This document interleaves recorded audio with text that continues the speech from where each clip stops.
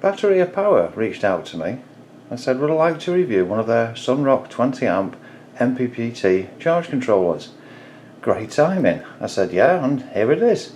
So let's have a look at the box. There's some specs on the back, and first thing I'm noticing is the size of it. I've got a 40 amp one for the main system, which this is hopefully going to complement, and it must be 10 times bigger than this one looking at just the box. So let's get the box open, see what's inside. Okay, user manual.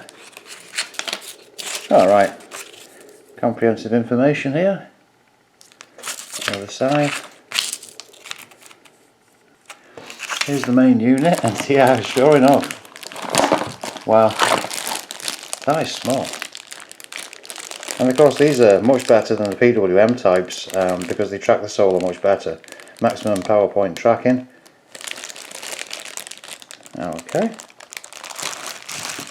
Couple of connecting leads. Now these are good because you can put any ends you want on them, and you've got a quick disconnect and connect into the main unit. There's also 4 screws here for mounting the unit onto a wall. Now let's take it out of its packaging here. There we are. Right. Oh, information on the back too. Now, what I'm going to do is I'm going to add MC4 connectors onto this cable. You can add any you want. You can do XT60s or Anderson, whatever you've got coming from your panels. So I'll connect those on next. There we are. The wire is 12 gauge, 12 AWG, so that's standard solar wiring. On the other side I'm going to put these battery clips for connecting to batteries. And by the way, there's a 10% discount for you guys too. There we go. The input and output are clearly marked on the unit itself. So what I'll do now is connect the unit to this 12 volt sealed lead acid battery, and we'll see what happens when it starts up. So there we go. 12.5 volts, and it's showing 75% charged. So if I wanted to change this, say, over to a lithium battery, say connect to one of those up instead, you press the set and enter for a couple of seconds until that bottom one flashes. Press it again for AGM, press it again for LiFePO 4.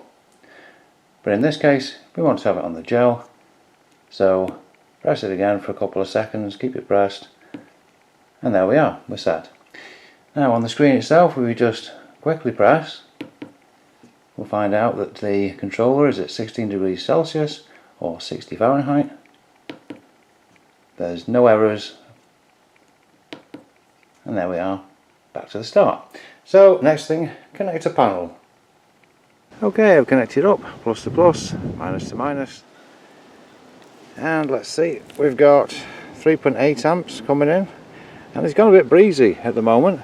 But the nice thing about these is they're IP45 rated, so they're weatherproof. I could just leave it out here and I guess run a cable indoors to a battery. But yeah, IP45, so no worries, it can start raining now. And just one thing to note is that while this can have 300 watts for a 12 volt system or 600 watts for a 24 volt system, the panel should be connected in parallel, not series, because of the 30 volts total that this unit can accept. But yeah, we're charging away nicely enough, 3.4 amps at the moment, and Marmalade's having a look too. Right, I brought the panel over here about a quarter of an hour ago just to test out with the LFP battery that's on the Power Cube 2 that you might have seen in a recent video. It was down to 13.1 I thought, and he's topping up, so why not use the new charge controller? And let's have a look what it's on. 13.5, 13.6, 3.8 amps coming out of it. I mean, this panel, this panel is there, right? The sun is over there, near enough going for sunset. And yet somehow, this is delivering 3.9 amps. Wow, I am really shocked, very surprised at that performance. That is amazing. About 20 minutes later, 2.9 amps still coming in. You can see the reflection on the panel there, because there is the stone. You can see how close it is to setting now. Absolutely phenomenal stuff.